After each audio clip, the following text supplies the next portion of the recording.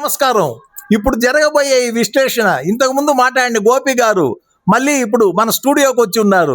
ఆయన ఒక అభిప్రాయం మనం ఇప్పుడు తెలుసుకుంటాం నిన్న తమిళనాడులో జరిగిన పోలింగ్ గురించి. గోపి గారు నమస్కారం. అందరికి నమస్కారం సార్, తమిళనాడులో నిన్న ఇంతవరకు ఎప్పుడూ జరగనటువంటి 85% టోటల్ పోలింగ్, అందులో కరూరులో ఎస్పెషలీ, అంటే కరూరు అంటే విజయ్ మీటింగ్ చనిపోయినారు కదా, ఆ నియోజకవర్గంలో 93% పోలింగ్. దేనికి సంకేతం సార్? మొదట ఈ 80% పోలింగ్ అనేది వచ్చి ప్రజలు మార్పు కోరినారు కాబట్టి ఇంత భారీ ఎత్తున పోలింగ్ జరిగింది. మళ్ళా కరూరులో 90% పోలింగ్ జరిగిందంటే అక్కడ ఖచ్చితంగా జనాలు ఎవరినో ఒకరిని వ్యతిరేకించే ఇంత భారీ ఎత్తున ఓటు. అది విజయ కాదు.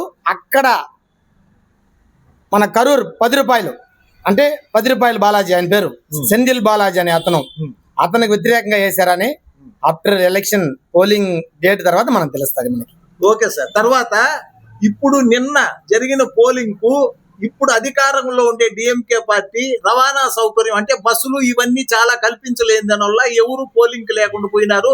లేకపోతే 95% దాటి ఉండేదని ఒక సర్వే ఉంది. ఎందుకంటే పాండిచ్చేరిలో 91% పోలింగు. అదే విధంగా ఇక్కడ కూడా జరుగుతుందని విజయ్ కూడా చెప్పినాడు మీటింగ్ లో, దానికన్నా ఎక్కువ చేయాలి మనమని. కానీ ఓటర్లు రానియకుండా ఈ అసమర్థ ప్రభుత్వం చేసిన పనికి మీరేం చెప్తారు? అధికార పార్టీలో ఉన్న వాళ్ళు దుర్వినియోగం చేశారు. బస్సులు సమయానికి పంపించకుండా జనాలకు అందుబాటు లేకుండా ఇబ్బంది పెట్టి పోలింగ్ శాతం ఇంకా తగ్గింది. లేకపోతే ఇంకా భారీ ఎత్తున ఒక 95% దాకా పోలింగ్ జరిగే అవకాశాలు ఉన్నాయి. సార్, ఇప్పుడు ఈ జరిగిన పోలింగ్ లో మగవారి కన్నా ఆడవారే ఎక్కువ ఓటింగ్ చేస్తున్నారు. దీన్ని బట్టి మీరేం చెప్తారు? మహిళా ఓటు కానీ అత్యధిక శాతం పడింది కాబట్టి టోటల్ విజయ్కి అది ఎక్కువ పడి ఉండాలా ఎందుకంటే మహిళలు ప్రతి ఒక్కరు కానీ విజయ్ మీదే ఆసక్తి పెట్టుకున్నారు. ఆ భగవంతుడే ఆయన కాపాడాలా. భగవంతుడు కాపాడుతాడు. దీనికి కొన్ని ఆయనే వస్తాడని కొన్ని ఉదాహరణలు ఉన్నాయి సార్. 1972లో ఎంజీఆర్ కరుణానిధి నుంచి దూరంగా వచ్చిన తర్వాత ఆయన తీసిన ఉలగం చుట్టం వాళ్ళు ఆపేదానికి ఎన్నో ప్రయత్నాలు చేసినారు. ఆయన ఏదో విధంగా బాంబేలో పోయి ఫ్రింట్లు వేసుకొని రిలీజ్ చేసినాడు ఆయన. తర్వాత జరిగిన ఎలక్షన్ ఎంజీఆర్ భారీ మెజార్టీతో గెలిచినాడు. సచ్చేత్తరకు ఎంజీఆర్ ఎమ్మెల్యేగా ఉన్నాడు. 10 ఏళ్ళు డిఎంకే కరుణానిధి దూరంగా ఉన్నారు. దీని గురించి మీ అభిప్రాయం? ఎంజీఆర్ ప్రజా దేవుడు, ఆయన ప్రజల సొత్తు. ఆయన ఆయన ఉన్నంత కాలం డిఎంకే గెలిపించింది ఆయనే. డిఎంకే నుంచి దొంగచాటుగా ఆయన్ని బయటికి గెంటినప్పుడు బయటకు వచ్చి పార్టీ పెట్టాలనుకున్నాడు. అందువల్ల ఉలగ చుట్టం వారి సినిమాని రానియకుండా కాల్ చేయాలని కూడా ప్లాన్ చేశారు. కానీ దాని పైని బాబా అనే అతనితో చేరి దాన్ని భద్రంగా జనాల్లో చేర్చారు. ఆ సినిమా సూపర్ డూపర్ హిట్ అయింది. ఇప్పుడు కూడా అలాగే విజయ్ సినిమా ఈ జననాయకం రిలీజ్ అయితే ఎక్కడ డిఎంకే పార్టీ ఓటమి చెందుతుందనేసి ఆ సినిమాని రానియకుండా అడ్డుపడినారు. ఇప్పుడు మన గోపి గారు చెప్పేది ఏమంటే ఎంజీఆర్ లాగానే విజయ్కు ఈ రోజు అడ్డుపడినారు కాబట్టి విజయ్కి అడ్వాంటేజ్ ఇదే అంటున్నారు.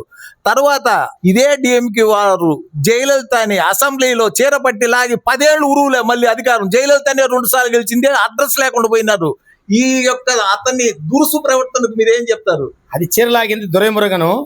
ఆయన లబ్బర్ స్టాంపు డిఎంకే ఎమ్మెల్యే. ఇప్పుడు పొదుచేయాల అంటే జనరల్ సెక్రటరీ ఆయన డిఎంకే. కానీ కేవలం జనరల్ సెక్రటరీ పోస్టే లబ్బర్ స్టాంప్ లాగా ఉన్నాడు. కానీ ఆయన ఏమీ కానీ నోచుకోలేదు. ఆయన కొన్ని కోట్లు కూడబెట్టుకొని ఒక 5-6 కాలేజీలు కట్టుకున్నాడు వేలూరు కాట్పడి దీంట్లో. కానీ ఆయన ఎప్పటికీ రాలేడు. అంతే, వయసు అయిపోయింది, ఆయన పక్కన పెట్టేస్తారు. కానీ ఆ రోజు జయలలిత అమ్మని అసెంబ్లీ సాక్షిగా అసెంబ్లీలోనే చీరపట్టి లాగాడు కనుక అమ్మ ముఖ్యమంత్రి అయింది. అలాగే ఎన్ని అడ్డంకులు వచ్చినా ఎన్ని ఇబ్బందులు పెట్టినా రాబోయే కాలానికి ప్రజా నాయకుడు, ప్రజల గుండెలు చిరస్థాయిగా ఉండేవాడే ఒకే ఒక వ్యక్తి విజయ్ ఒక్కడే. విజయ్ ఎప్పటికైనా తమిళనాడుకి సీఎం, ఇది 100%. విజయ్, మన గోపి గారు చెప్పేది ఏమంటే విజయ్ సీఎం అవుతారు తప్పకుండా, అత్యధికమైన సీట్లు ఆయనే సాధిస్తారని చెప్తున్నారు. కాబట్టి ఈ విశ్లేషణలో ఆయన చెప్పిందే నిజమవుతుంది అని నేను కూడా నమ్ముతున్నాను. సార్, ఇంకొక డౌట్ అందరికీ. ఇప్పుడు 95లో ఫస్ట్ రామారావు దగ్గర నుంచి చంద్రబాబు గారు పార్టీ తీసుకున్నారు. అప్పుడు ఎలక్షన్ ఆయన పోటీ చేసినాడు, భారీ మెజార్టీతో గెలిచినాడు ఎన్టీ రామారావు. దాన్ని తీసుకున్నారు ఈయన. తర్వాత 2000 ఒక ఎలక్షన్లో పోటీ చేసి గెలిచినాడు సార్. తర్వాత 2004లో 2909లో ఓడిపోయినాడు సార్. మళ్ళీ 14లో గెలిచినాడు సార్. మళ్ళీ 19లో ఓడిపోయినాడు సార్. అదే విధంగా ఒకసారి గెలిచిన తర్వాత తెలుగుదేశం కానీ డిఎంకే కానీ రెండోసారి గెలవలేదు అంటున్నారు. దీనికి మీ అభిప్రాయం సార్? తమిళనాడులో 5 ఏళ్ళకి ఒకసారి పార్టీ మారడం ప్రభుత్వం మారడం ఇది యథాపథగా వచ్చేది. కానీ ఎంజీఆర్ ఏకఛత్ర ప్రాణంతో ఉన్నంత వరకు ఆయనే సీఎంగా ఉన్నాడు. తర్వాత జయలలిత అమ్మ 10 ఏళ్ళు పరిపాలించింది. అంటే కేసులు, ఈ బాధలు, ఇక్కట్లు అన్నీ పడి, కానీ డిఎంకేకి అవకాశం లేదు. అంతా ప్రజల దగ్గర ఉంది. ఎత్తులు మీరు జిత్తులు మారి ఈ విజయకాంత్ వాళ్ళ మిస్సెస్, మా అన్న విజయకాంత్ వాళ్ళ భార్య తీముగా చెందిన ఆయమ డిఎంకేలో పోయి చేరింది. పచ్చి బూతులు తిట్టారు ఆయమని, విజయకాంత్ని, ఆయమని.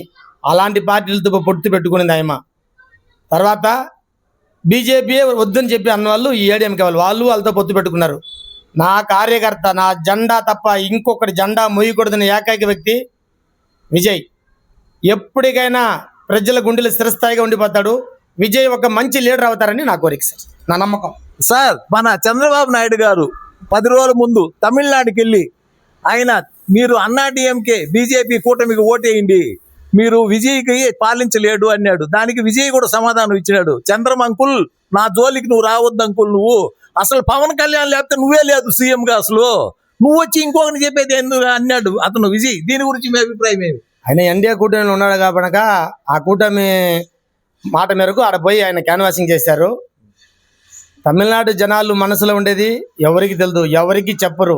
రేపు బూత్ ఓపెన్ చేస్తే వాళ్ళ ఒక మనోభావాలని బయటపడతాయి.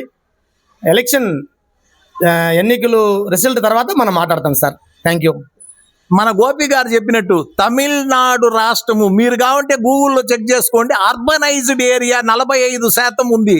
ఇండియాలో ఏ రాష్ట్రంలో కూడా అర్బనైజ్డ్ 45% లేదు, మహారాష్ట్రలో కూడా లేదు. కాబట్టి అక్కడ ప్రజలు ఆ చైతన్యవంతులు, వాళ్ళకు తెలుసు ఓటు ఎవరికి వేయాలని.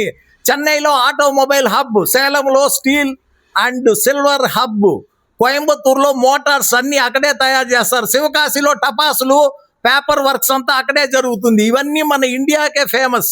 మీరు కాబట్టి చెన్నైలో ఎప్పుడు కూడా డెవలప్మెంట్ వికేంద్రీకరణ జరిగి వాళ్ళు చైతన్యవంతులైన ఓటర్లు వారు అని మన గోపి గారి అభిప్రాయం. కాబట్టి వారు విజయనే గెలిపిస్తారు అంటున్నారు. Thank you very much.